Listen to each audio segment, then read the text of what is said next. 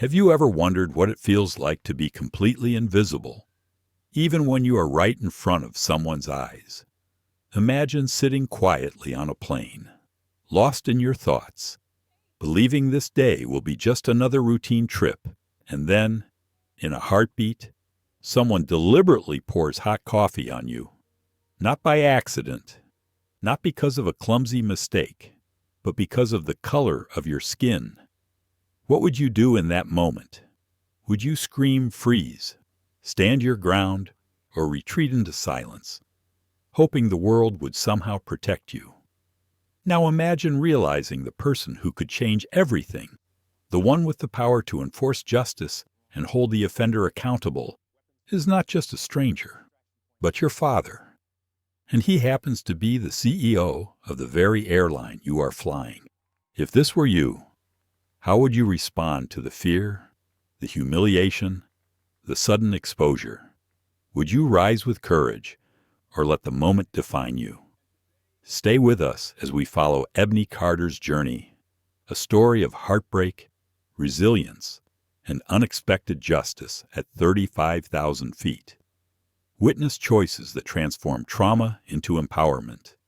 Don't forget to like, share, and subscribe to our channel so you never miss a story that challenges the heart, inspires courage, and reminds us all what dignity truly means.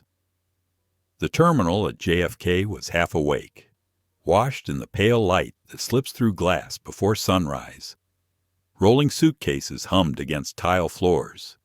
Someone's coffee steamed in a paper cup that smelled faintly of caramel.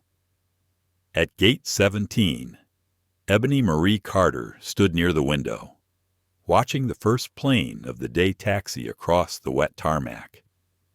She was 16, tall for her age, with a quiet poise that made strangers assume she was older. A pair of silver headphones rested around her neck, but the music wasn't playing.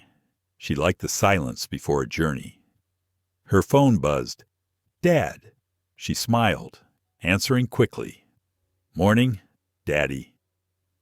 On the other end came the soft, deliberate voice of James Carter, CEO of Aurora Airlines, the company flying her to Washington, D.C. that morning. "Morning, sweetheart. You at the gate already?" "Yeah." Security was fast. They even wished me luck for the summit. "Of course they did." He chuckled. "Remember, the Youth Voices Summit isn't about being the loudest voice in the room. It's about saying something worth hearing." "I know. Mom used to say that, too." James paused. For a second, only the faint buzz of the airport filled the space between them. Then he said, quietly, "She'd be proud of you, Ebony, more than I can explain." "I hope so." She looked down at the small brown leather journal tucked beside her laptop, her mother's. It still smelled faintly of lavender and ink. On the first page, written in the looping hand of a woman long gone, were the words, "Stand tall, even when the world sits in silence." James broke the pause. "Text me when you land in D.C. "All right, I will. And don't worry. I won't tell anyone the CEO's my dad. That's my girl." He laughed softly. "I'll be in meetings all morning, but I'll keep my phone close. Proud of you, sweetheart. Love you, Dad. Love you more." The call ended. Ebony slipped the phone into her backpack and took a deep breath. The scent of jet fuel and cleaning spray mixed in the air, strangely comforting. She liked airports. They felt like promises waiting to take off. A boarding announcement echoed through the speakers. Group 2, Aurora Flight 417 to Washington Reagan National. Business class first. She checked her boarding pass. Seat 4A. Business class, window. A free upgrade from unused miles her father had earned years ago. He'd insisted she use them. She'd protested, wanting to fly coach like everyone else at the summit. But he'd smiled and said, "You don't have to apologize for hard work that built those miles." Still, she carried her humility with her like an invisible badge. On the way down the jet bridge, the air smelled faintly of metal and rain. A flight attendant greeted her with the practiced warmth of someone who'd already said welcome aboard 40 times that morning. Ebony answered with the same sincerity. "Good morning, ma'am." "Good morning, young lady. Seat 4A right up there by the window." The cabin was softly lit, overhead bins yawning open like mouths mid-yawn. Ebony slid into her seat, placed her backpack beneath the chair, and rested the journal on her lap. Through the window, dawn spread over the runway in ribbons of gold and gray. Somewhere, far beyond the clouds, the sun was waiting to break free. She thought of the speech she'd been practicing for weeks about empathy, courage, and what equality should look like in real life, not just on paper. She imagined the faces in that conference room, adults listening to a teenager talk about decency. It made her nervous and proud all at once. "Excuse me," a voice said. "A man's." Ebony looked up. A tall, broad-shouldered man in a navy suit stood in the aisle, holding a leather briefcase and a steaming cup of coffee. His face was pale, weathered, the kind that rarely smiled. He gestured to the empty seat beside her. "4B? Looks like we're seatmates." "Of course." She unbuckled her seatbelt and shifted so he could sit. He smelled faintly of expensive cologne and burnt espresso. When he placed his briefcase in the overhead bin, she noticed a gold wedding band and a wristwatch that probably cost more than her entire outfit. "Name's Walter Briggs," he said. "Settling in. Heading to D.C. for work." "U Conference," she replied, polite but brief. "High school thing. Ah." He nodded, sipping his coffee. "Good for you." Then, under his breath, barely audible, "They sure give out a lot of opportunities these days." Ebony wasn't sure she heard right. She told herself she was imagining it. She'd promised her father not to assume the worst in people. Not every comment carried malice. She looked out the window again. The first droplets of rain began to crawl across the glass. Somewhere in the first-class cabin, 2 rows ahead, a man in his late 40s adjusted his seatbelt and opened his tablet. He was tall, calm, with salt beginning to edge his short-cropped hair. His name was James Carter, though no one around him knew it. He often traveled unannounced to experience his airline the way ordinary passengers did. He liked to see the world from the aisle, not the office. As the engines started their low, rumbling growl, the captain's voice filled the cabin. "Ladies and gentlemen, welcome aboard Aurora Flight 4 non-stop service from New York to Washington, Reagan National. Flight time is approximately 1 hour and 10 minutes. Sit back, relax, and enjoy the flight." Ebony smiled faintly. She loved that phrase. Enjoy the flight. It sounded like an invitation to believe the sky was kind. She closed her eyes for a second, whispering the line from her mother's journal under her breath.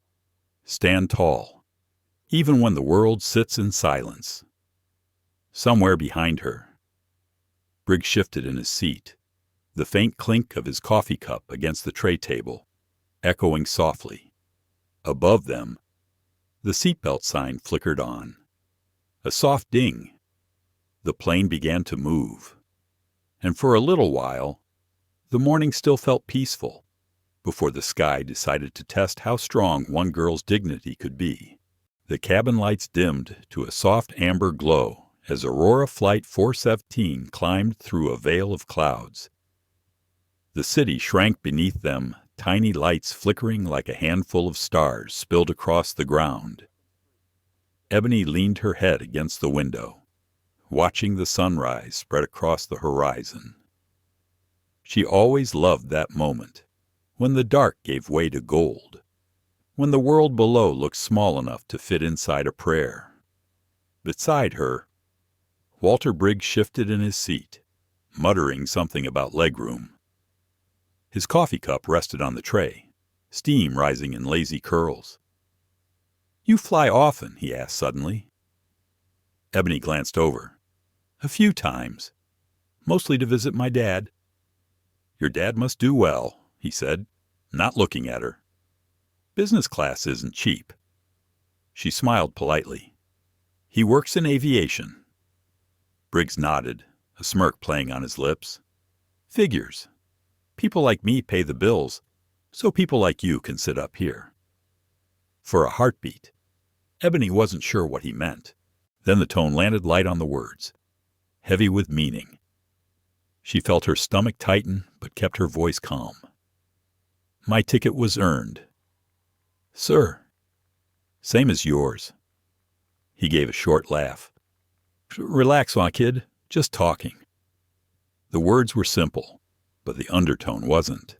It was the kind of statement that didn't shout prejudice. It whispered it, hid it behind politeness. Ebony had heard it before, at stores, at school, even once at a museum. It always carried that same sting. She turned back to the window, willing her pulse to slow. She could almost hear her father's voice in her head. "Don't let them rent space in your heart." A few rows up, Marisol Vega, the flight attendant, made her way down the aisle with a practiced grace. Her smile was real, though warm, not plastic. "Good morning, folks," she said softly. "Would you like anything to drink or a snack?" Briggs lifted his cup. "I'm good. Maybe refill this later." "Hot." Marisol nodded, her tone professional. "Of course, sir. And for you." Miss Ebony smiled. "Just water, please. Thank you." Marisol handed her a chilled bottle and lingered a second longer than usual, as if sensing something unsaid. Then she moved on. The engines hummed steadily. The rhythm of air traveled a soft roar, a promise of motion. Ebony opened her mother's journal, flipping through neat pages filled with handwriting and quotes about courage. One line caught her eye.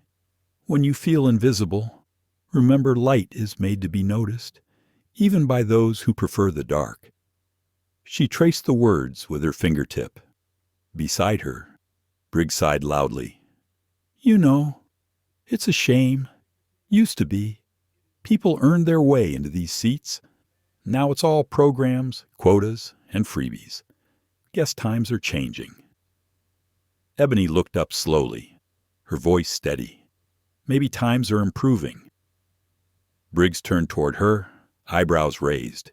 Improving. For who, she hesitated, not wanting to escalate, but something in her chest burned. For everyone.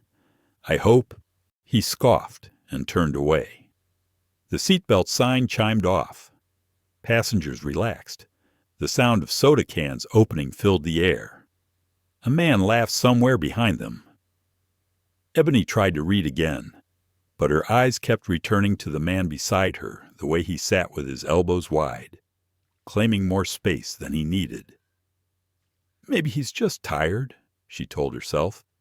"Maybe this isn't about me." But she could feel his sideways glances, sharp and assessing, like he was searching for proof that she didn't belong. James Carter, in first class, typed quietly on his tablet, reviewing notes for a board meeting. He had no idea his daughter was just 2 cabins away. The seatbelt sign pinged again as the plane reached cruising altitude. A flight attendant offered him coffee. He declined, smiling faintly. He thought of Ebony, her laughter, her speeches, the way she always double-checked her facts. He pictured her now, probably buried in her book, and felt a wave of pride. Back in row 4, Ebony sipped her water, pretending not to notice Briggs watching her. When Marisol returned with the beverage cart, he leaned over, his voice low but clear. Make sure the coffee's actually hot this time, he said. Marisol gave a polite nod. Yes, sir. Then she turned to Ebony, voice gentler. Everything all right here? Ebony hesitated. Yeah, thank you. Their eyes met for half a second, enough for Marisol to sense that something was off. She made a mental note to keep an eye on row 4. As the cart rolled away, Briggs chuckled to himself. Some people are too sensitive these days. You smile wrong, and they call it harassment. Ebony inhaled slowly through her nose, counting to 5 before answering. Or maybe people are just tired of being disrespected. For a second, Briggs looked startled. Then he smirked again. Spirited little thing, aren't you? She didn't respond. Silence fell between them, thick and uncomfortable. Outside, the plane sliced through pale morning clouds. The sunlight shifted across the cabin, illuminating the edges of her journal and casting Briggs's face in harsh contrast. He took another sip of coffee, the cup trembling slightly as turbulence rippled through the plane. Ebony steadied her water bottle, eyes fixed forward. Then, in a rare moment of honesty, a thought crossed her mind. The world doesn't always change in marches and speeches. Sometimes it changes in how you choose to react right here, in the quiet, when no one's watching. She reached for her pen and wrote that line in the margin of her mother's journal. A few minutes later, Marisol came by again. Briggs requested another refill. Still hot, he reminded her. Ebony thanked her again for the water. When Marisol left, Briggs muttered, always polite when someone's watching.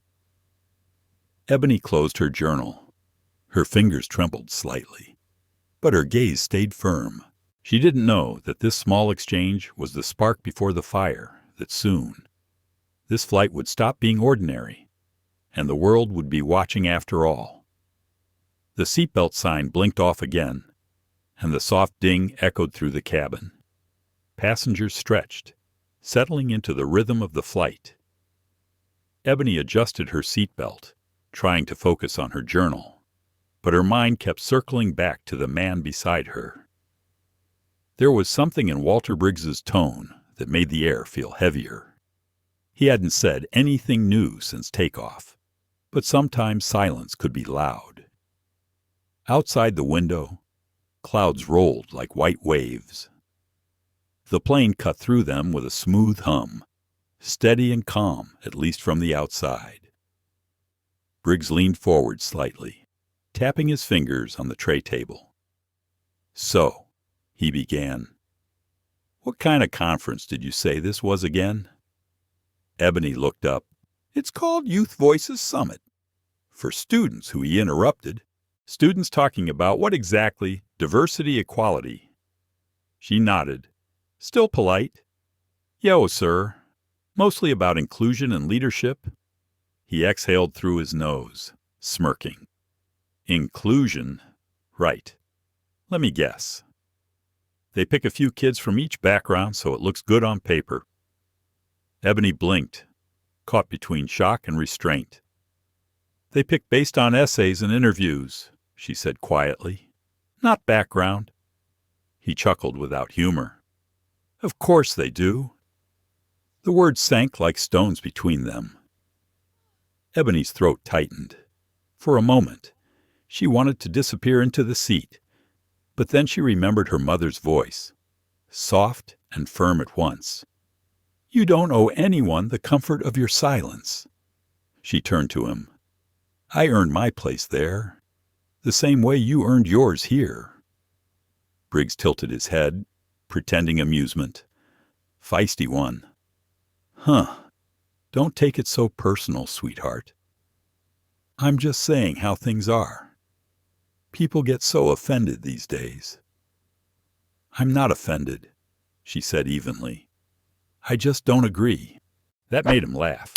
A short, dismissive sound. You'll learn. The world doesn't hand out fairness. You people always think it should." The words hung there, heavy and undeniable. There it was, the crack, finally visible. Ebony froze. "You people," she repeated softly. He took another sip of coffee, avoiding her gaze. "Don't twist my words. I didn't mean anything by it." Her pulse hammered in her chest. For a moment she wanted to stand up, to call Marisol, to tell someone, but she stayed seated. The rational part of her brain whispered, "Don't give him what he wants. Keep your composure." She turned back toward the window, forcing herself to breathe evenly. The clouds looked softer now, like an escape she couldn't reach. Behind them, Mrs. Delaney, the older woman who'd been knitting since takeoff, glanced up. She didn't hear every word, but she saw enough in Ebony's face to understand. Her eyes softened with quiet sympathy. In first class, James Carter scrolled through an internal safety report, unaware of the words slicing through his daughter's piece just a few rows behind him. Briggs leaned back, muttering under his breath, "Can't even talk anymore without someone playing the victim." Ebony closed her eyes, pressing her fingertips together to keep them from shaking. She tried to remember the speech she'd written, the one about how kindness could change systems. But right now, kindness felt impossible. Marisol came by, her cart clinking gently as it moved down the aisle. "Everything okay here?" she asked. Ebony managed a smile. "Yes, thank you." Briggs said nothing, pretending to check his phone. Marisol looked from one face to the other, sensing the invisible tension. She lingered just long enough to make it known that she was watching. Then she moved on. Ebony exhaled slowly. The hum of the engine seemed louder now, pressing in against her eardrums. After a long minute, Briggs spoke again, voice quieter but sharper. "You know what the problem is? People don't know their place anymore. Everyone wants to be special." Ebony turned to him fully this time. Her voice was soft but unflinching. "And what place do you think I should have?" He smirked, leaning back. "See, that's the attitude I'm talking about. Always ready for a fight." "I'm not fighting," she said. "I'm just asking." For a second, their eyes met, hers steady, his evasive. He broke the gaze first, muttering something that sounded like typical. She didn't answer. The silence that followed wasn't peace. It was the silence before thunder. From the intercom, the captain's calm voice broke the tension. "Ladies and gentlemen, we're expecting some light turbulence as we cross into the mid-Atlantic corridor. Please fasten your seat belts." Briggs groaned. "Great, just what I needed." He tightened his belt, then adjusted his tray, setting his cup upright again. Ebony reached for her mother's journal, opening to a random page. The handwriting swirled across the paper like an embrace. "There will be moments when your dignity is tested. Pass the test quietly, but let the lesson echo loud." She smiled faintly. Her mother always seemed to know what to say even now. The plane jolted slightly. Coffee rippled inside Briggs's cup. He steadied it with one hand. "Mrs." Delaney reached across the aisle to close her knitting bag. "Turbulence never lasts," she murmured kindly. Ebony smiled at her, grateful for the kindness. "I know. Thank you."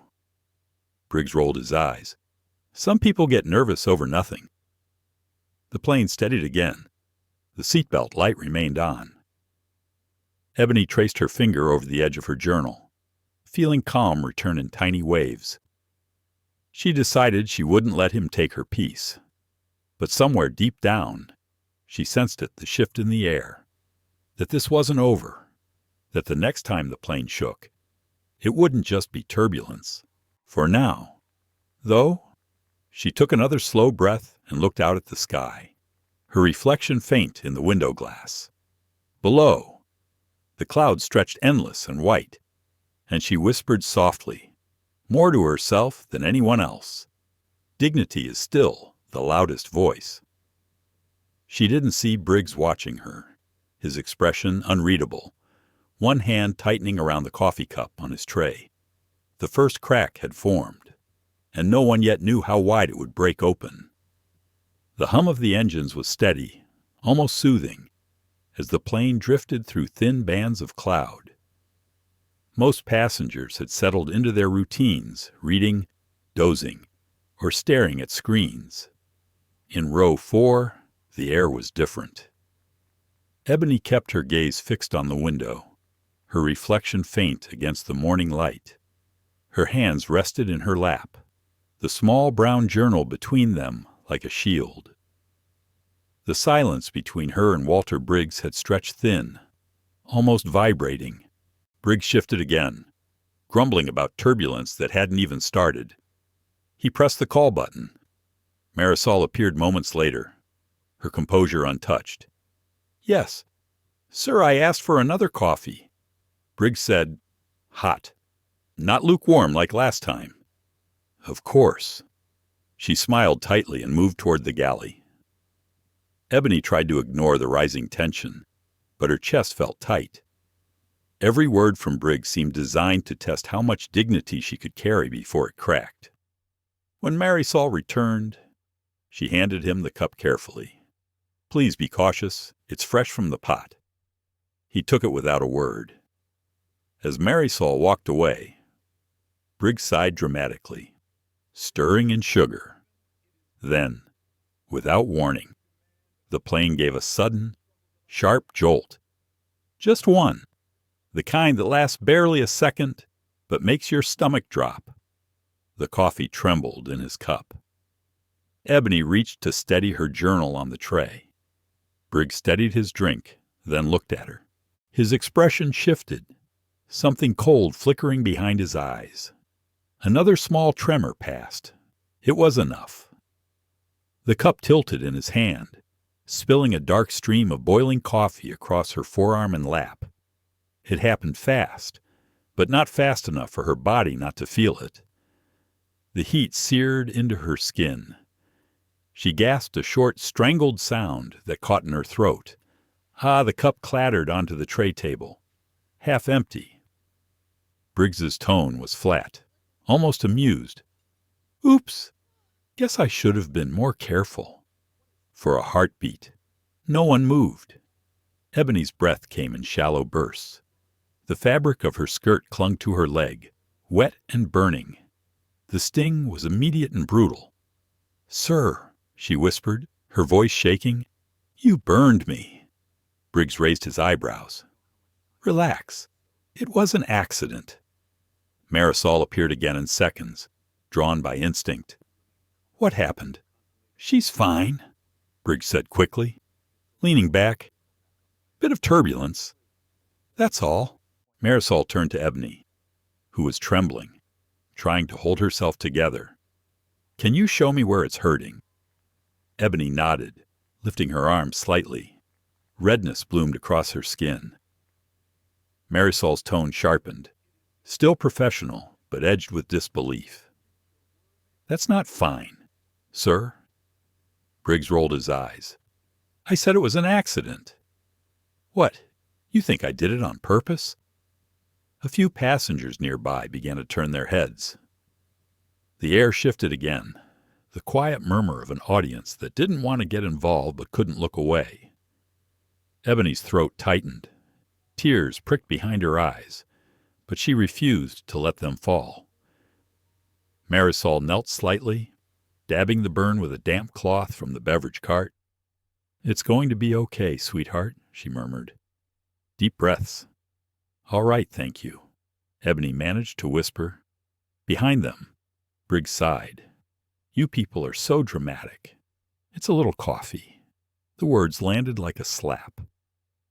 The passengers, who had been pretending not to watch, went still. Mrs. Delaney, from across the aisle, slowly set down her knitting needles. Her hand slipped into her purse and came back with a phone. She didn't raise it high, just enough to start recording. Marisol's head turned sharply toward Briggs. "Sir, that's inappropriate." He smirked. "Oh, now I'm being scolded by the help, too." Marisol straightened, her expression hardening. "Sir, I'm asking you to lower your voice." "I'm calm," he said. "Louder. You're overreacting." The commotion had spread 3 rows in each direction. A man in a suit behind them muttered something about respect. A young mother held her toddler closer. Ebony's skin throbbed, but the sting inside her chest was worse. She could hear her own heartbeat, feel the tremor in her hands. She didn't want to make a scene. She didn't want to cry, but she needed someone to say, this wasn't okay. "Sir," she said softly, forcing herself to look at Briggs, "I think you should apologize." He laughed once. For what? Being clumsy? Her voice didn't waver. For being cruel? That shut him up for a moment. Then his smirk returned, uglier now. "You watch too much TV. Little girl." The cabin fell completely silent. The intercom chimed. "Ladies and gentlemen, this is your captain speaking. We've hit a pocket of unstable air. Please remain seated and fasten your seatbelts." Marisol knelt again beside Ebony, checking her skin. "It's going to blister," she whispered. "I'll get the first aid kit." Ebony nodded, her jaw tight. "I'm okay." "You're very brave," Marisol said, her eyes glancing quickly toward Briggs. When Marisol left, the silence around them deepened. Briggs stared straight ahead, pretending indifference, but the flush in his face betrayed something: shame, anger, maybe both. "Mrs." Delaney leaned slightly into the aisle. "Miss," she whispered softly to Ebony. "Don't worry. I saw everything." Ebony blinked back tears, whispering, "Thank you." The engines hummed on, steady as ever, indifferent to what had just happened at 30,000 feet. She looked down at her burned arm, at the faint steam still rising from the fabric of her skirt, and felt something stir inside her, not anger, not yet. Something quieter, deeper, the realization that silence might not protect her this time. As Marisol returned with a small medical pouch, she caught the eye of another attendant and gestured subtly toward the cockpit. A quiet message traveled forward, from aisle to intercom, from intercom to pilot, and somewhere 2 cabins ahead. James Carter looked up from his tablet when a flight attendant whispered in his ear, "Sir, there's been an incident in business class." He frowned. "What kind of incident?" The attendant hesitated. "A passenger spilled hot coffee on a young girl. It might have been deliberate." James's brow furrowed. "Do we know her name, Ebony Carter?" the attendant said softly. The blood drained from his face. He stood up without a word. The hum of the cabin had changed. It wasn't the calm, steady rhythm of a routine flight anymore. It was heavier now, like the air itself was holding its breath. Ebony sat motionless, her burned arm resting on the small white cloth Marisol had placed there. The pain pulsed under her skin, warm and raw, but she focused on breathing, on keeping her face composed. Across the aisle, "Mrs." Delaney still had her phone angled low, its screen reflecting the glow of the overhead lights. The quiet video captured everything: the stain on Ebony's skirt, Briggs's smirk, the trembling of her hands. Marisol stood beside the row, body tense beneath her uniform. "Sir," she said quietly to Briggs, "I need you to stay seated and calm. The captain's been informed." Briggs scoffed, leaning back in his chair. "Over coffee. You people act like I threw acid." Marisol didn't flinch. Hot liquid causing injury to another passenger is taken seriously. Ebony lowered her gaze. The word injury felt heavy. Final. It wasn't just about her arm anymore. It was about everything behind that man's tone. Every word that had cut long before the coffee had. She whispered, "It's okay." Though it wasn't. Marisol turned toward her, voice softening. "No, honey, it's not." That made Ebony's throat tighten. She looked out the window instead. The clouds were still the same. The world outside didn't care what happened in seat 4A. A row behind them, a man in a gray jacket muttered under his breath, "Crazy world. Everyone's so sensitive these days." His wife nudged him, whispering, "Don't say that. Up front." The seatbelt sign flickered on again. The captain's voice came over the intercom, calm and detached. "Ladies and gentlemen, please remain seated as we encounter minor turbulence." But it wasn't turbulence shaking the cabin. It was shame. Briggs tapped his fingers impatiently. "So what now? You going to have me arrested over spilled coffee?" Marisol's tone stayed even. "Please stop speaking. Sir, for your sake." He laughed quietly. "Oh, that's a threat now." No one answered. Ebony's hand trembled as she reached for her mother's journal again. The cover still warm where the liquid had touched it. The ink near the edges had bled slightly, smearing one of the old quotes inside. She stared at it until the letters blurred into shapes. "Stand tall, even when the world sits in silence." How strange, she thought. The world really was sitting in silence right now. Rows and rows of people, pretending to read, pretending not to hear. Her chest tightened, a slow ache building between her ribs. She wanted to scream, but instead, she inhaled deeply, steadying herself. "Mrs." Delaney leaned forward, voice soft. "Sweetheart," she whispered, "don't let him make you small." Ebony blinked back tears, managing a faint smile. "I'm trying." "Good girl," the older woman said. "Keep trying." 2 aisles ahead. James Carter was already walking toward business class, his steps quiet but quick. He didn't know what he was about to see, only that his daughter's name had been spoken with the kind of hesitation that meant something was wrong. In row 4, Briggs folded his arms, muttering, "Ridiculous." Marisol straightened her shoulders. "Sir, I'm warning you again." He cut her off, raising his voice. "Warning me. For what I said, it was an accident. Are you seriously buying into her story?" A few passengers turned their heads. One of them, a young man in a navy hoodie, spoke up, his voice uncertain but clear. "Sir, I saw you.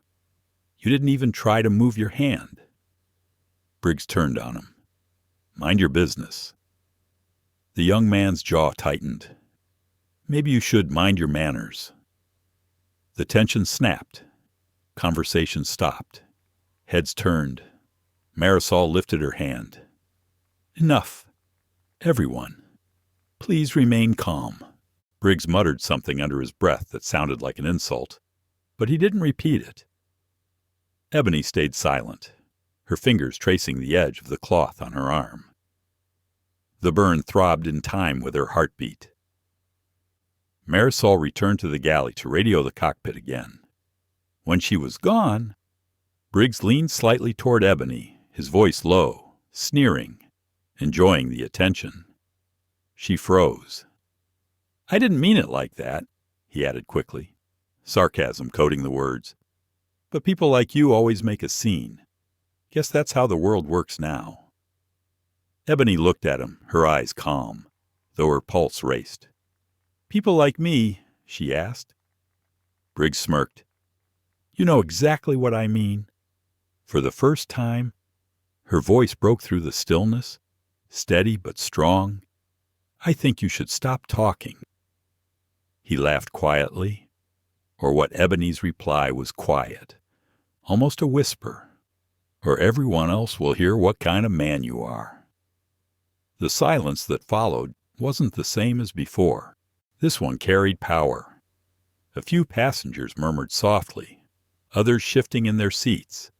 Mrs.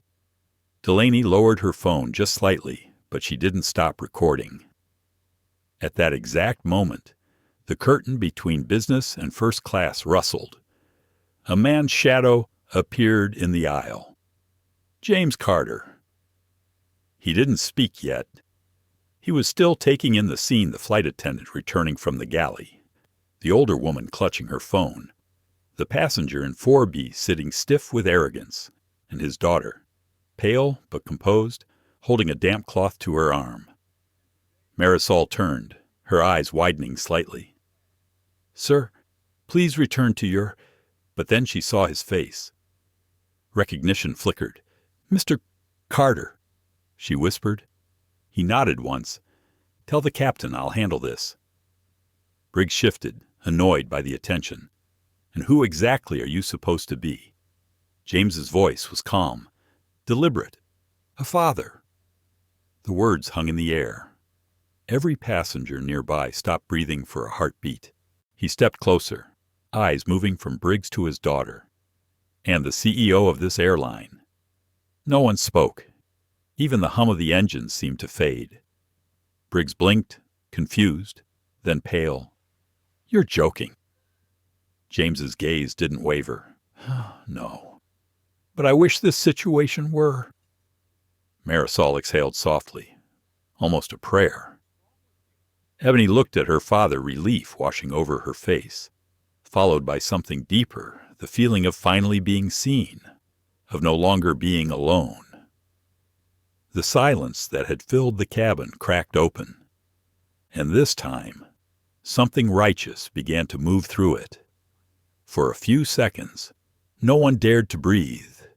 The moment James Carter's words landed, "I'm the CEO of this airline," it was as if gravity shifted inside the cabin. Walter Briggs blinked, his face caught between disbelief and indignation. "CEO," he repeated, trying to laugh it off. "Oh, that's rich. What's next? You own the airport, too." James didn't move. He stood in the narrow aisle, posture calm, eyes steady. His voice, when it came, was low and deliberate. "I do own accountability. And right now, that's exactly what this flight needs." Murmurs rippled through the rows like a quiet current. Someone whispered, "He really is the CEO." Another, "That's his daughter." Ebony sat silently, her burned arm still wrapped in the small white cloth. Her father's presence felt like warmth after a storm, but part of her still trembled inside. She hadn't wanted attention, only dignity. James crouched slightly beside her, his voice softening. "Are you all right, sweetheart?" She nodded. "I'm okay. Dad, it just hurts." His jaw tightened, but his tone stayed calm. "You were very brave." Across the aisle, Briggs scoffed. "Oh, come on. Are we seriously doing this performance? I told everyone it was an accident." James stood again, facing him fully. His height, calm and commanding, seemed to absorb the aisle's narrow space. Then explained the remarks, the witnesses, the video footage already being recorded by at least one passenger. Briggs's gaze flicked toward Mrs. Delaney, who sat very still, her phone still angled discreetly in her hands, his lips pressed into a thin line. "You can't record people without consent," he snapped. "Mrs.?" Delaney's voice was soft but resolute. "I think a hate crime deserves documentation." A quiet wave of approval murmured through nearby passengers. Marisol reappeared from the galley with another attendant, her expression serious now. "Captain's been informed, sir," she told James. "We'll have security waiting at the gate." James nodded. "Good." Briggs frowned. "Security for what?" "Exactly. I said it was an accident. You people are so quick to play the race card." The words cut off mid-sentence as James raised his hand, not in threat, but in authority. "Stop." His voice wasn't loud, but it carried the weight of command. The kind of tone that quieted boardrooms and now, unexpectedly, an entire airplane cabin. "You've said enough," James continued. "What you've done isn't just about spilled coffee. It's about the belief that you can humiliate someone and walk away because no one will speak up." "Well," he gestured around the cabin, "they're speaking up now." He looked to Marisol. "How many passengers saw what happened?" "Most of row 4 and 5, sir," she said, "and at least 3 of them have recordings." "Good. Make sure those are preserved for security when we land." Briggs's face flushed crimson. "You can't do this. You don't have that kind of power mid-flight." James turned his gaze back on him. "Actually, I do. Not as CEO, but as a father whose child was attacked in his company's care." Ebony exhaled shakily, her fingers gripping the edge of the seat. Marisol stepped closer to her. "Miss Carter, let's move you to another seat. Somewhere quieter." But Ebony shook her head. Her voice, though quiet, carried strength now. "No, I'll stay here." James looked at her, understanding passing silently between them. This wasn't about comfort anymore. It was about standing firm. From 2 rows back, a man in a hoodie leaned forward. "Sir," he said to James, "I saw it. He poured it. It wasn't an accident." Another voice joined, in a middle-aged woman with glasses. "I heard him say things before that. Ugly things. Soon." More followed. One by one, passengers began to speak. "I saw the whole thing. She didn't move. He did it on purpose. He called her something under his breath. I heard it." Each testimony built upon the last, like drops filling a cup until it overflowed. Briggs's bravado began to falter. "You're all twisting this," he muttered. "This is mob mentality."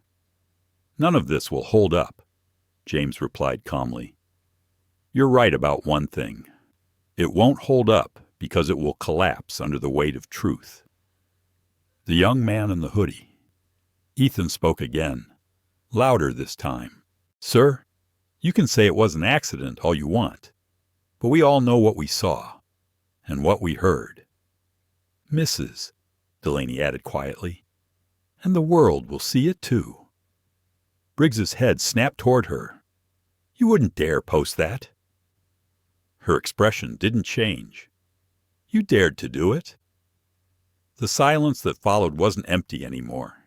It was full of people no longer pretending not to see. The flight attendants exchanged looks, their professionalism intact, but their eyes fierce with quiet solidarity. James turned back to Marisol. "Please seat him at the back of the plane, under supervision until we land. Inform the captain he's to be detained immediately upon arrival." Briggs slammed his fist lightly against the armrest. "You can't move me like some criminal." Marisol gestured for the second attendant, a tall man named Eric, who appeared at once. "Sir, please come with us," Eric said. His tone was calm, but the strength beneath it was unmistakable. "I'm not going anywhere."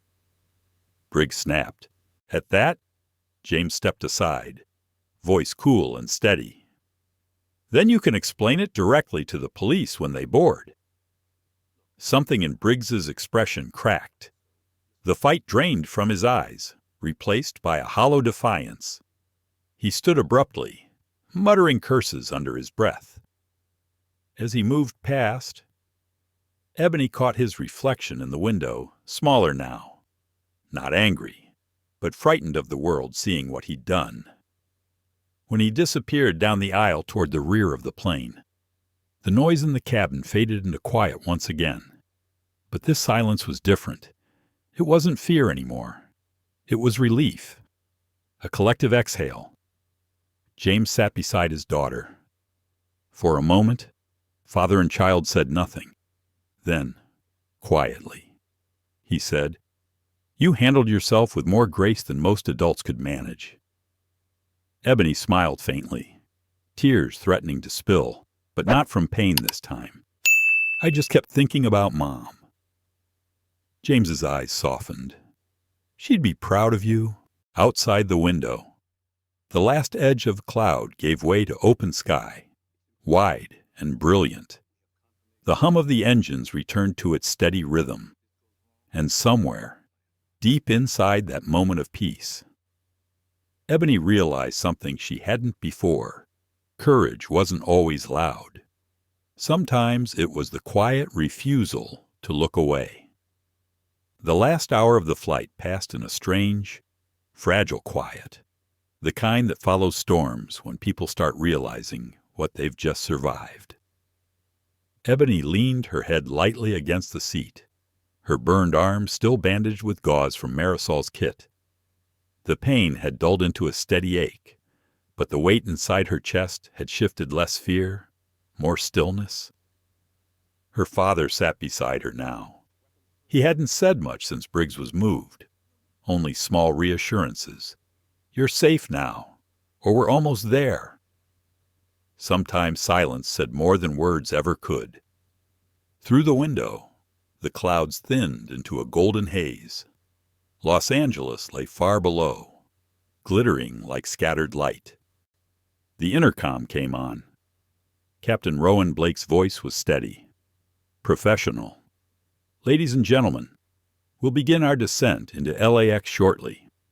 Local time is 10:47 m, and the weather is clear. Please remain seated with your seat belts fastened until we reach the gate." James glanced down at his watch, then at his daughter. "You'll be all right for the landing." Ebony smiled faintly. "I've done harder things today." He let out a quiet breath, half pride, half sorrow. A few rows back, "Mrs." Delaney tapped gently on her phone screen, saving the final clip of her recording. Ethan Cole, seated across the aisle, leaned forward slightly. "Ma'am, you're really going to send that to the police?" She nodded. "The truth deserves to be seen. Not for drama, just for change." He nodded slowly, understanding. At the rear of the cabin, Walter Briggs sat alone, flanked by Eric and another crew member. His expression had changed from arrogance to something hollow. Every few seconds, he rubbed his temples, muttering under his breath. Marisol passed by with quiet efficiency, her composure returning now that order was restored. She paused beside Ebony. "How's the arm holding up?" "It stings a little," Ebony admitted, "but I'm okay." Marisol smiled softly. "You were incredibly strong.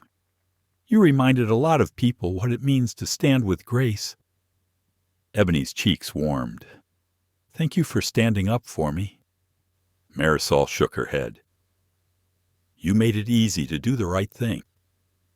As she walked away, James looked at his daughter. "That's what leadership looks like. You know," he said, "not always from the top, but from the heart." Ebony looked out the window again. The clouds parted, and for a moment she saw the faint outline of the Pacific Ocean glimmering in sunlight. It looked endless, free.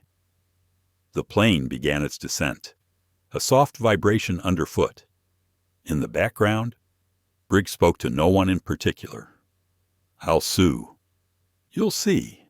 You can't ruin a man's career over one mistake." Ethan turned slightly, his tone calm but firm. "You didn't ruin your career today. You revealed it. No one added anything after that." The wheels touched down with a gentle thud. The entire cabin exhaled together, some in relief, some in reflection. The intercom crackled again. "Welcome to Los Angeles. Please remain seated while law enforcement meets the aircraft." Passengers began exchanging quiet glances. Even those who had stayed silent earlier now felt the gravity of what they'd witnessed. As the aircraft rolled to a stop, two uniformed officers appeared at the front door, Officer Hernandez and his partner, calm and composed. Marisol greeted them quickly, explaining in a low voice what had happened. James stood when they approached. "Officer, I'm James Carter, CEO of Aurora Airlines. The victim is my daughter. The assailant is seated at the rear of the cabin." The officer nodded. "Understood. Sir, we have statements ready to take on the ground. We'll escort him out quietly from the back." Briggs's voice carried faintly. "This is insane. I didn't do anything." No one turned to look. As the officers moved past, Ebony caught a glimpse of Briggs's face, flushed, frightened, but still trying to hide behind pride. It struck her, not as satisfaction, but as sadness. How broken must someone be to think cruelty makes them strong? The officers guided him toward the front. He didn't resist, but his muttered protests filled the narrow aisle. "You're all making a mistake. I didn't mean to." No one responded. When he reached the doorway, "Mrs. Delaney spoke softly, almost to herself. "Maybe next time. He'll think before he acts." Ethan nodded. "Maybe next time. Everyone else will, too."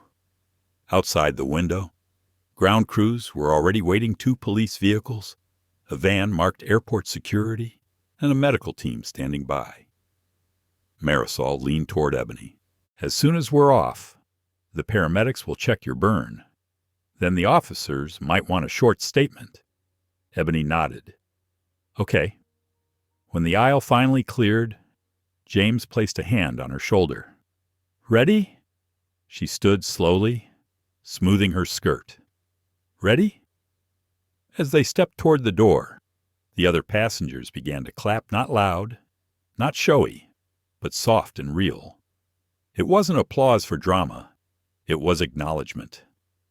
Ebony's eyes glistened. She turned slightly, seeing Mrs. Delaney give her a small, proud nod.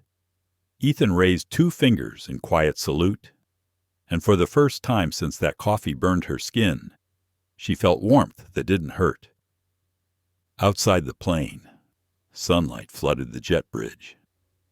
Officer Hernandez waited. "Miss Carter," he asked gently. "This way. Please. We'll take you somewhere private to talk." James thanked the officers, his tone calm but resolute. "I'll make sure your department gets full cooperation from our legal team." Hernandez nodded respectfully. "Appreciate that, sir. I'm sorry your family went through this."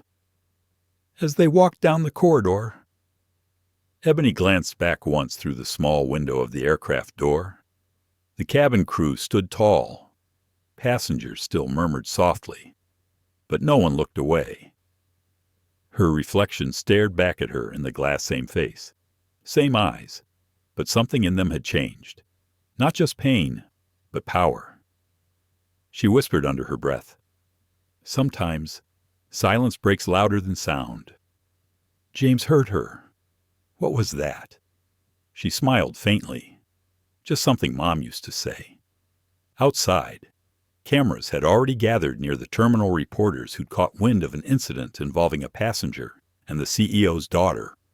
But before anyone could ask questions, Officer Hernandez guided them through a side door. The world outside would soon know what had happened at 30,000 feet. But right now, Ebony didn't think about headlines or statements. She thought about the people on that plane, how some had stayed silent, and some had found their voices, and somewhere deep inside. She made a quiet promise if her story ever reached others, she'd make sure it reminded them of one thing. Silence is also a choice. As the airport doors opened, warm California air filled her lungs.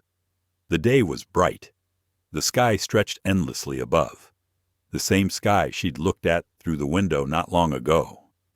Except now, She wasn't just looking at it. She was walking under it free, steady, unbroken. The conference room at LAX's private terminal was quiet except for the low hum of the air conditioner. Outside the glass walls, reporters gathered in clusters, microphones raised toward anyone who might give them a quote. Inside, Ebony sat at a small table, her burned arm bandaged neatly. A medic had just left. Her father stood near the window, speaking softly to Officer Hernandez and Elena Ruiz, the company's legal counsel. Elena's voice was steady. "We'll file the incident report immediately. The police have Mr. Briggs in custody. Once statements are collected, we'll review the footage and coordinate with FAA and corporate communications." James nodded, but his tone carried weight. "No public statement until we verify every fact. I want accuracy, not spin." Elena hesitated. "The press already knows who Ebony is. They're asking if the company will comment on racism allegations." He sighed, glancing at his daughter. "They'll get our comment, but not before she's ready." Ebony looked up from the cup of water in her hands. "Dad, people are talking already, right?" He nodded. "Yes, honey. It's spreading fast. Someone posted part of the video." Her stomach tightened. "Mrs. Delaney, no," James said. "Someone else. But the important thing is it's real. And the world is watching." Ebony fell silent, her thoughts spinning. She wasn't sure if she wanted the world to see it. That moment when she froze, when she'd been too afraid to move. Would people understand? It wasn't weakness. Officer Hernandez approached the table with a calm, fatherly tone. "Miss Carter, you handled yourself better than most adults I've seen in that situation. We'll be taking full statements from everyone involved. The witnesses have already been consistent in their accounts." "Thank you, officer," she said quietly. He gave her a reassuring nod. "Your bravery will help others know they can speak up, too." After he left, the room grew still again. James sat beside her, resting his hands on the table. "How are you feeling?" She smiled faintly. "Like I want to sleep for a week." He chuckled softly. "That's fair." There was a pause before she spoke again. "Dad, you were calm up there. When everyone was staring, you didn't yell. You didn't lose control." He looked at her gently. "Anger burns fast, sweetheart, but dignity lasts longer." Ebony stared at the bandage on her arm. It hurts that he looked at me like I was less, like he didn't even see me as a person." James's voice softened. He saw what he wanted to see.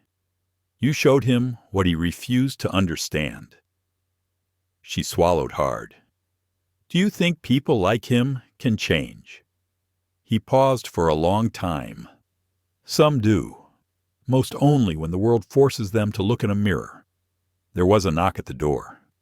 Marisol stepped in, still in uniform. "Sorry to interrupt. Mr.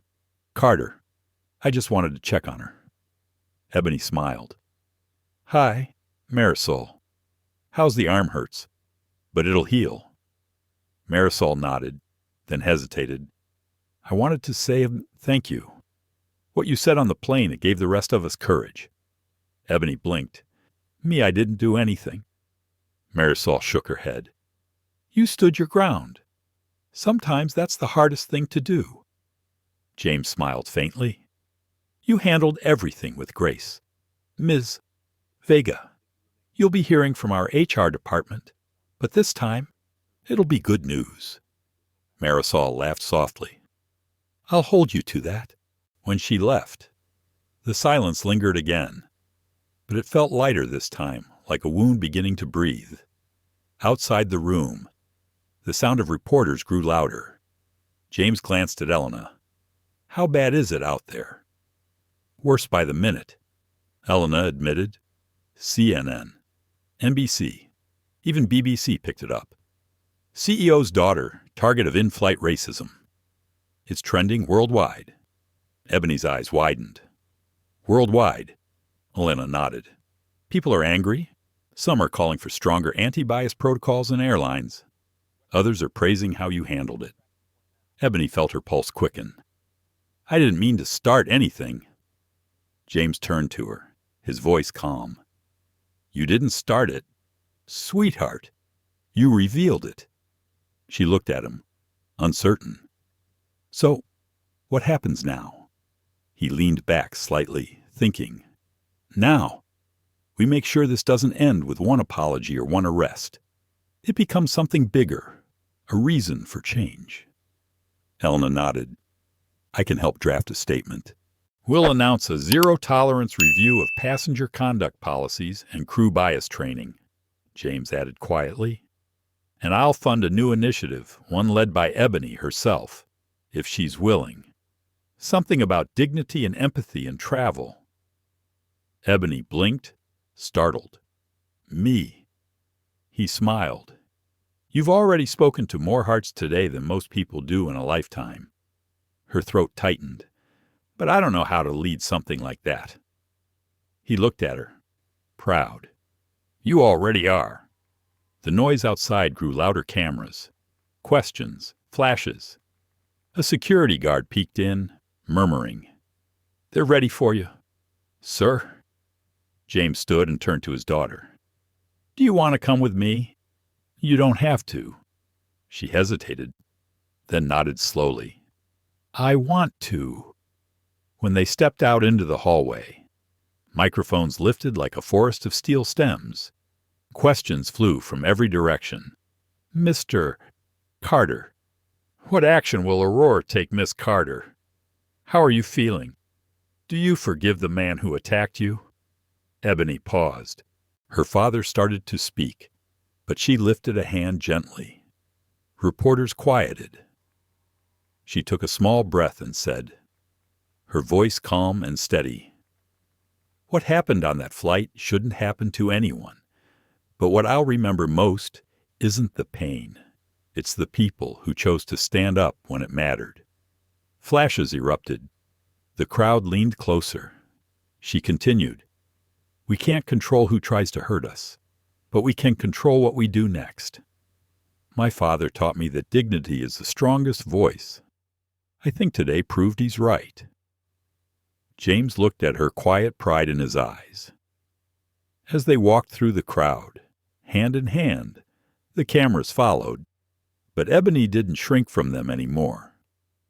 She'd learned that strength wasn't about shouting louder than hate. It was about standing firm when the world went silent.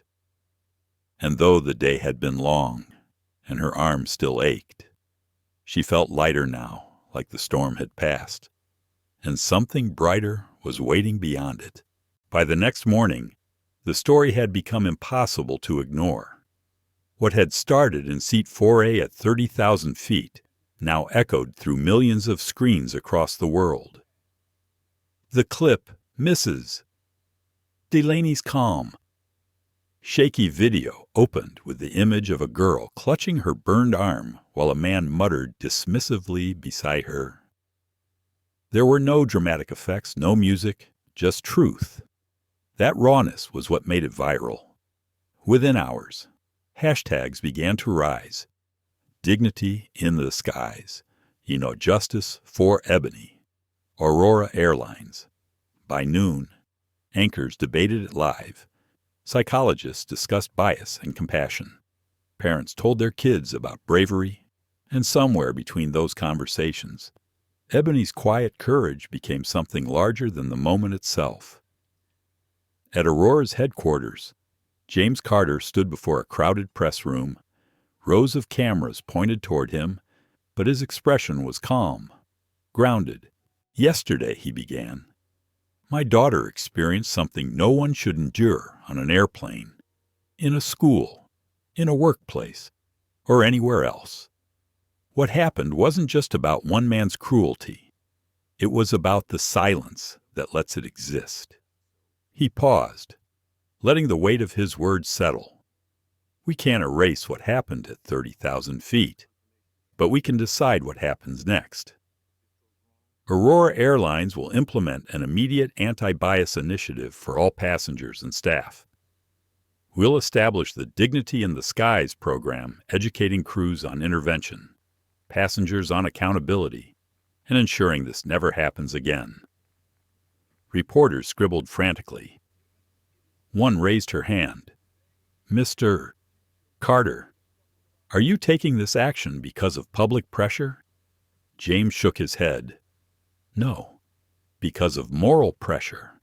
Because my daughter shouldn't have to carry the burden of changing an industry, but she did." The press room fell quiet. Meanwhile, across social media, Ethan Cole's post spread just as quickly as the video. His caption read, "I was on Flight 291.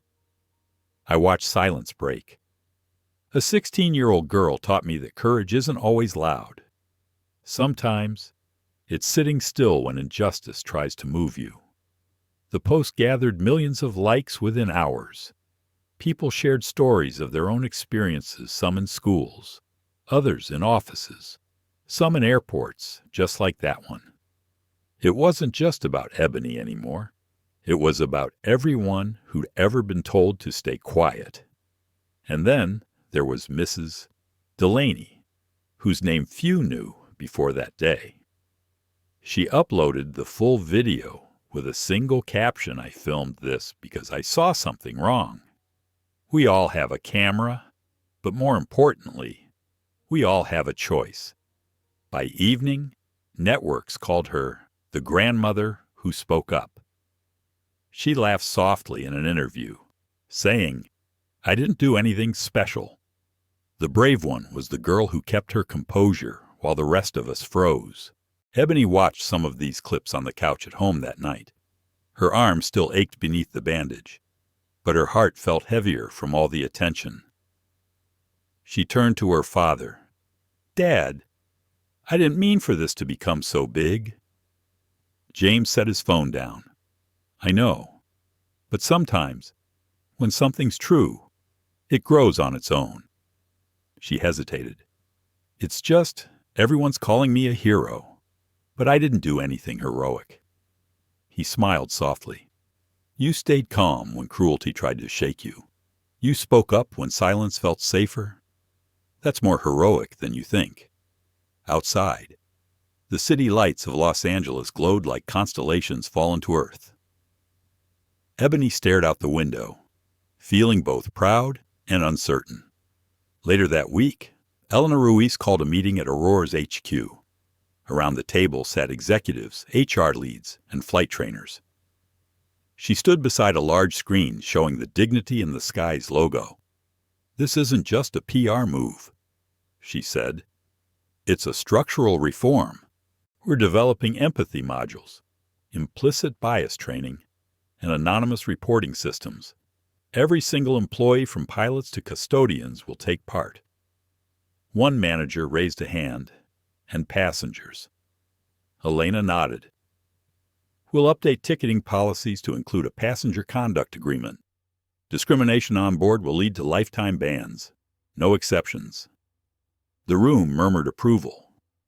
At the same time, media outlets reported that Walter Briggs had been charged with assault and harassment under federal flight law. His company, once proud of his decisive leadership, released a statement cutting ties with him effective immediately.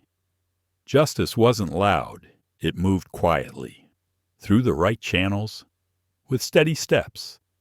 And through it all, Ebony stayed mostly out of sight. She went back to school quietly, but the world didn't forget her. One morning, her teacher paused class to show a short video clip. It was part of a new campaign Aurora Airlines had funded. A calm voice narrated over footage of the sky. "Respect isn't a policy, it's a practice. One person's courage can change what we tolerate." At the end of the video, a line appeared on screen inspired by the true story of Ebony Carter. The classroom went silent. Some students turned to look at her. She just smiled faintly and kept taking notes. That evening, she walked along the beach with her father. The Pacific shimmered beneath the sunset, waves folding softly against the sand. "Do you ever think," she asked, "that one day people won't have to fight to be seen?" James watched the horizon. "I think that day starts every time someone decides not to look away." She nodded, quiet. The wind carried the scent of salt and promise. He looked at her, eyes warm. "You turned something ugly into something good. That's more powerful than punishment."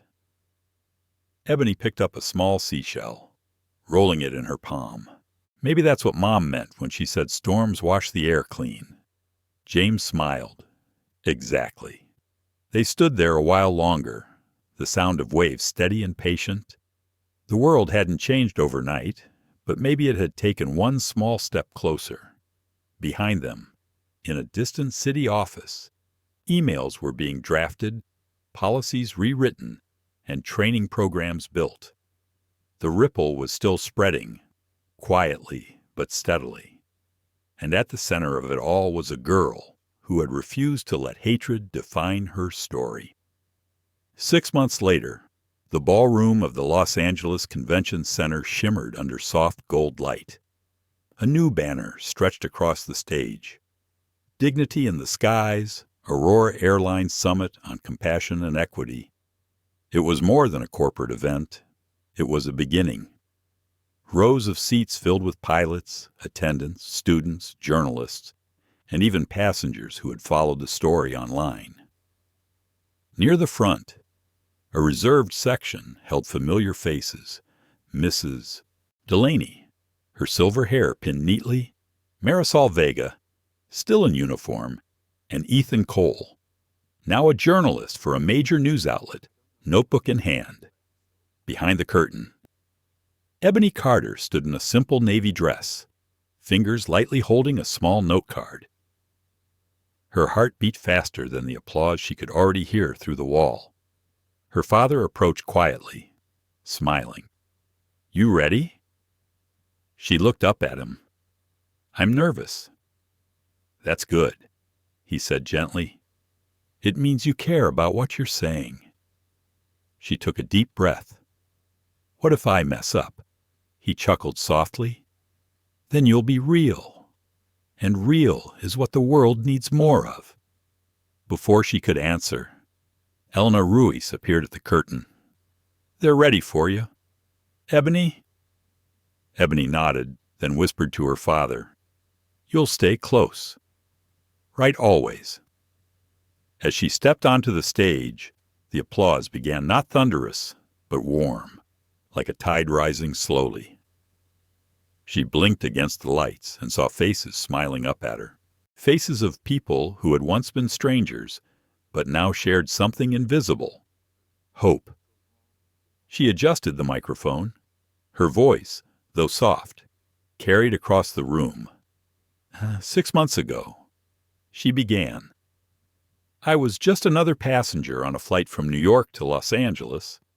I thought it would be a normal trip, a window seat, a notebook, and clouds for company. But life had other plans." A few people chuckled softly, easing her nerves. "That day, something happened that made me feel small.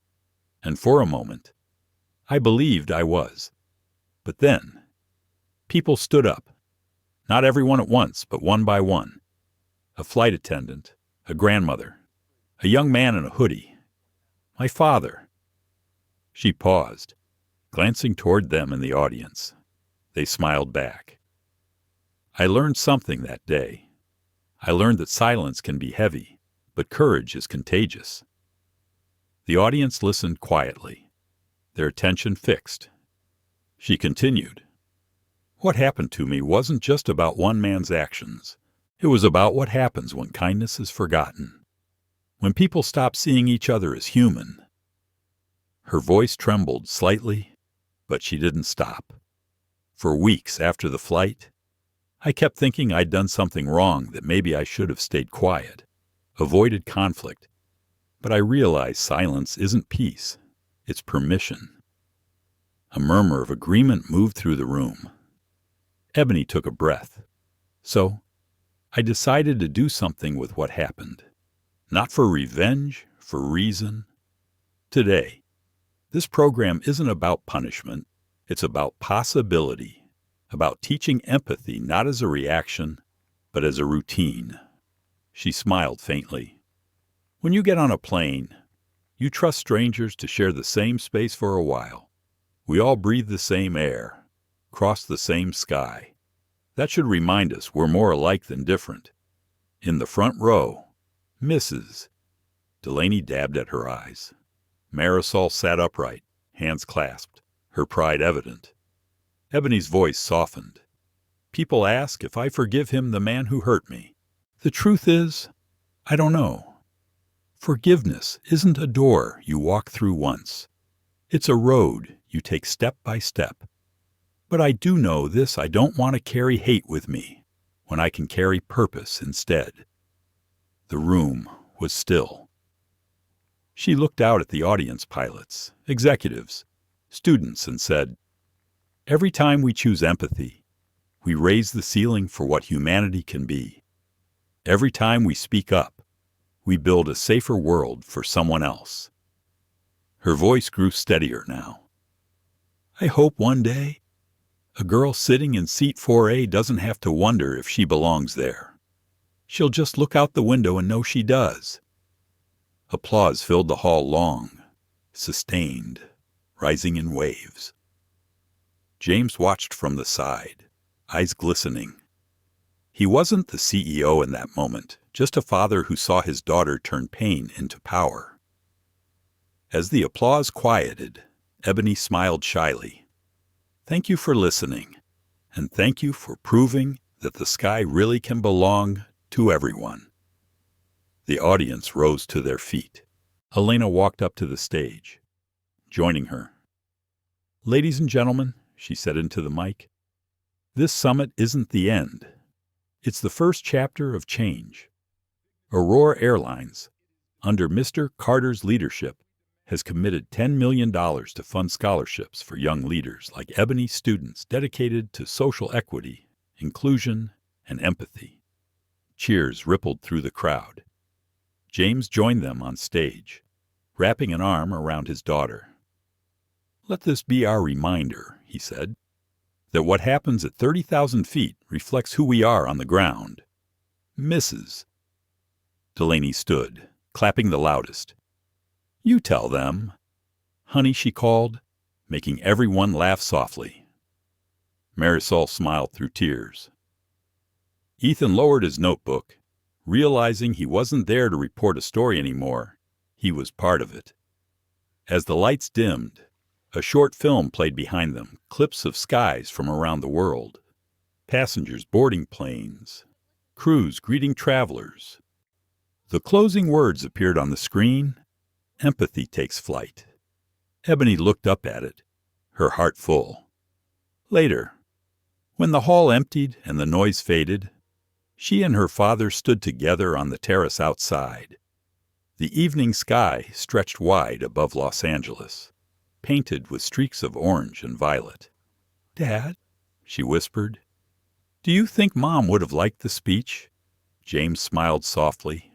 She would have said you were brave, and then she'd tell me to stop crying. Ebony laughed through her tears. They stood in silence for a while, watching a jet streak across the horizon. Its trail glowed faintly pink in the fading light. Ebony whispered, a new sky.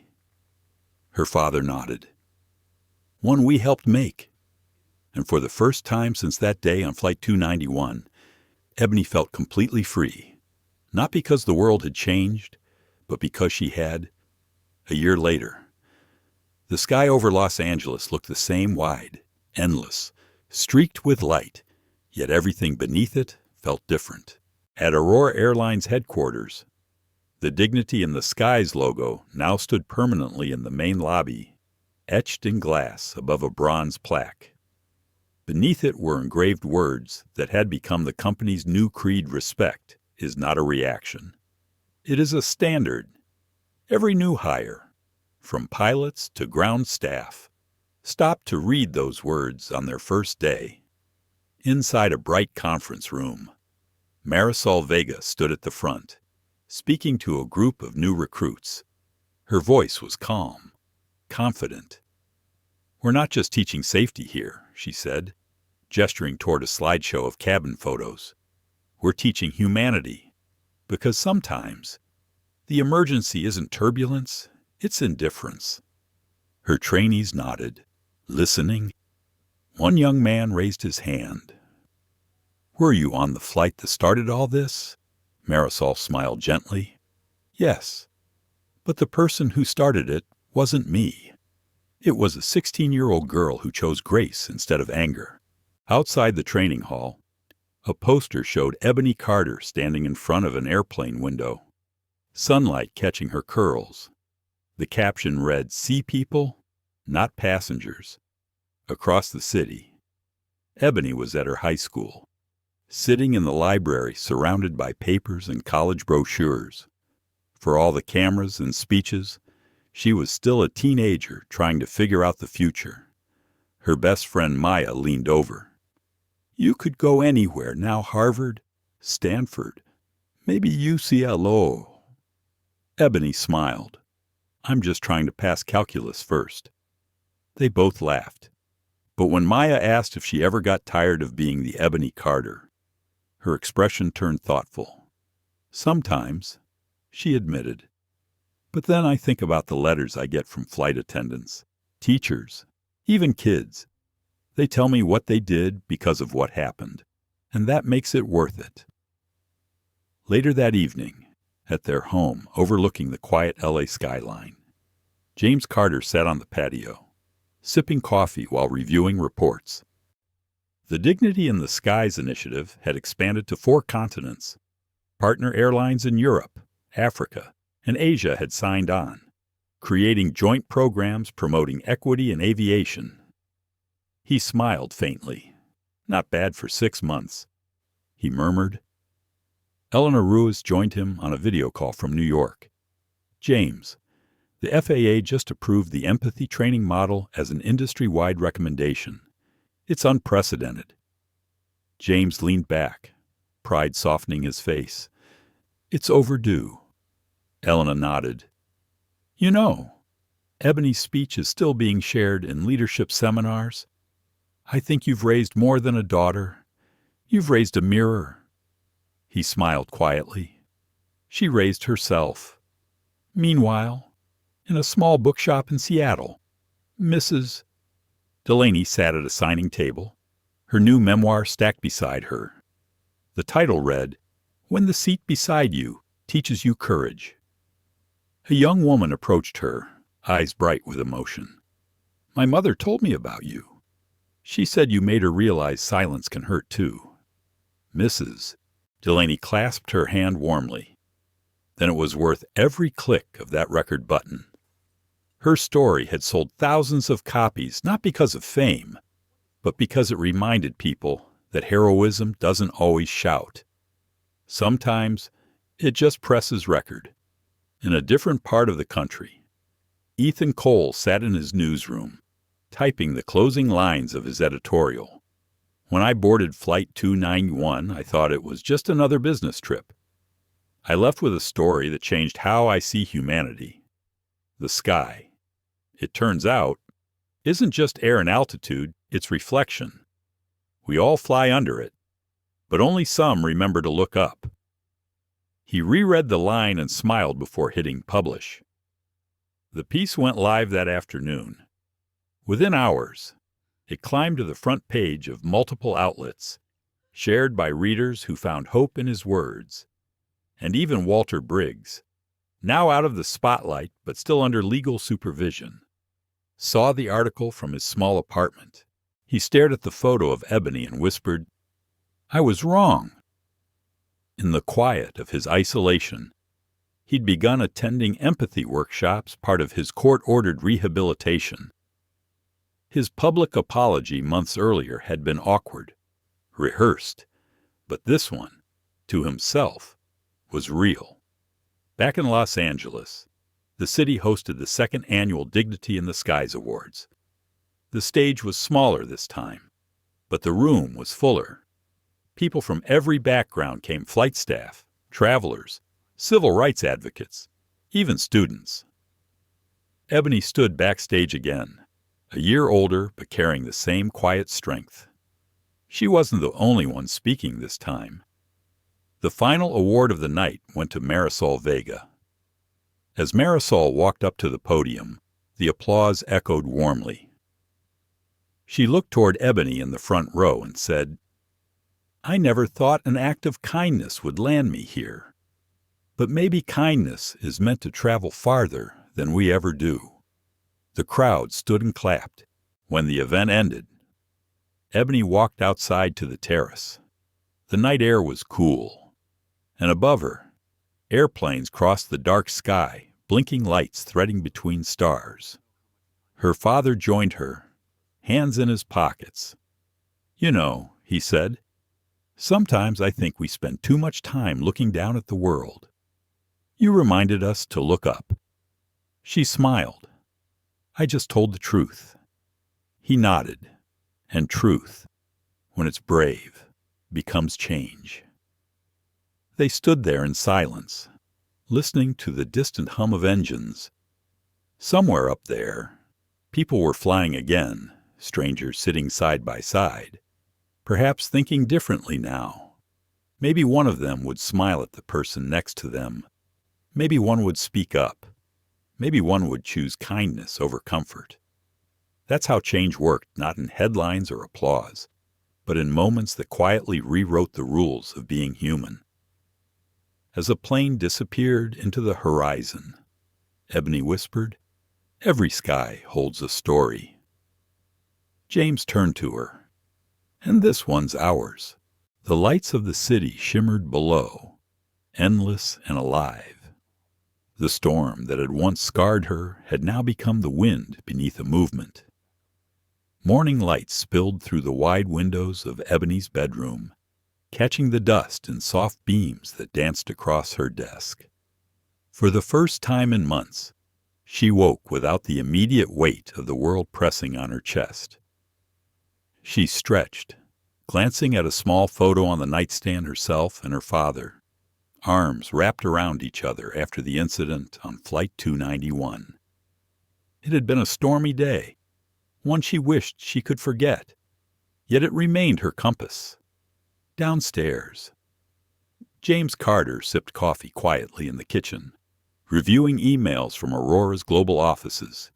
Each one represented a new branch of the Dignity in the Skies program, a small but growing wave of change.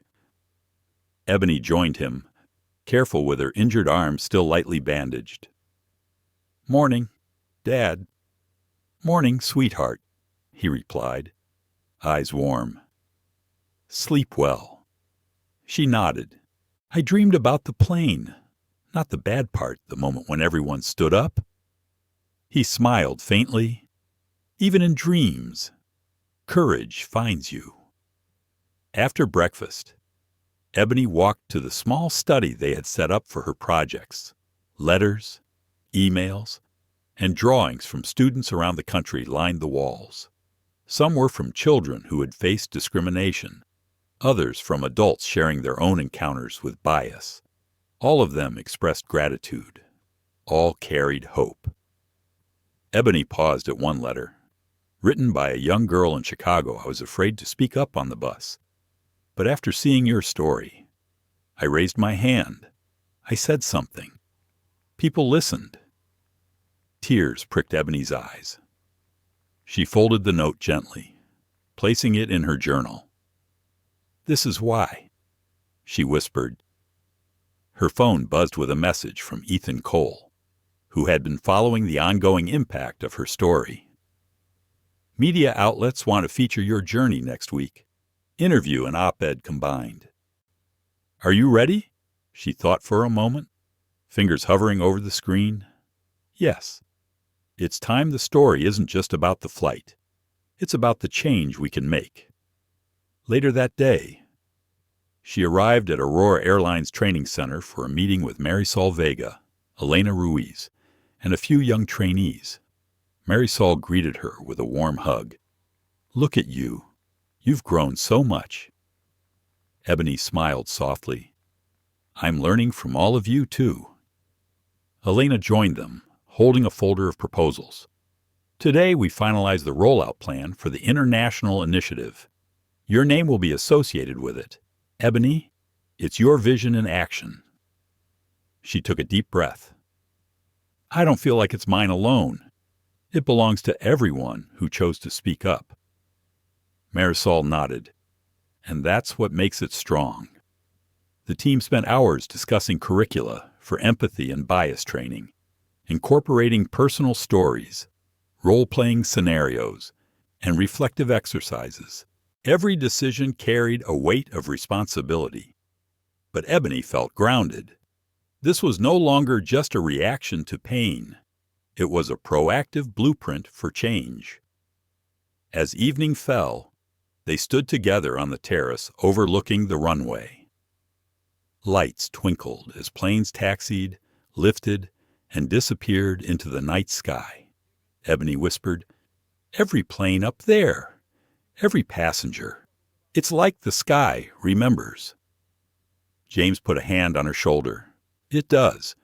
And now it carries a new story, one of courage, of accountability, of hope."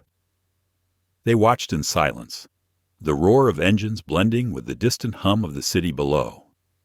Suddenly, her phone buzzed with a notification. It was Mrs. Delaney, sending a picture of her latest book event. "Your story inspired another 100 people to volunteer in schools. You should know." Ebony smiled faintly, heart swelling. She keeps proving one person can make a difference. James nodded.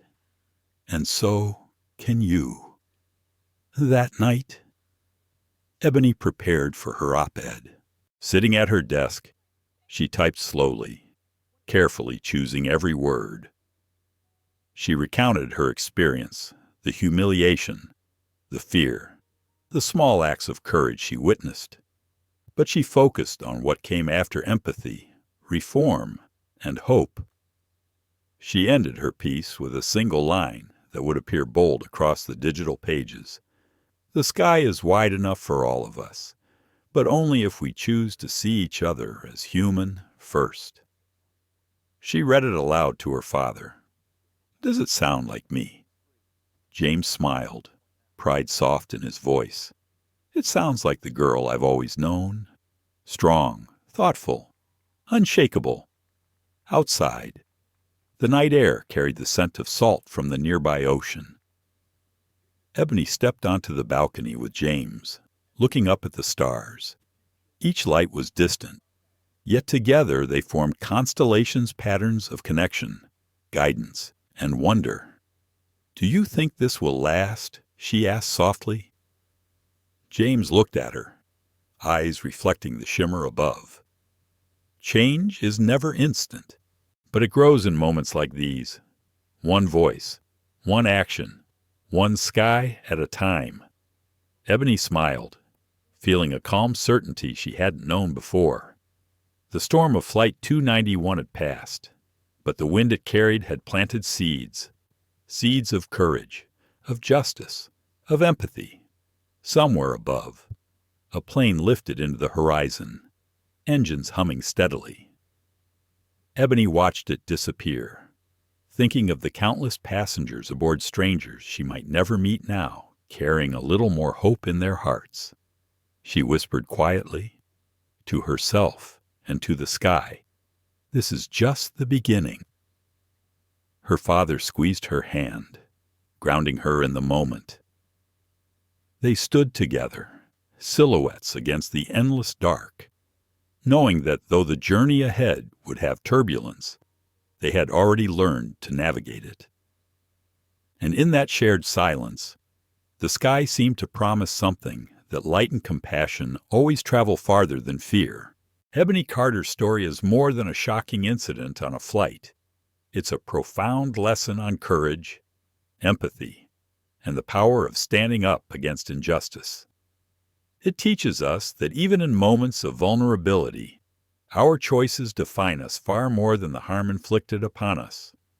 When faced with cruelty, she chose composure, dignity, and truth, inspiring those around her to act with compassion.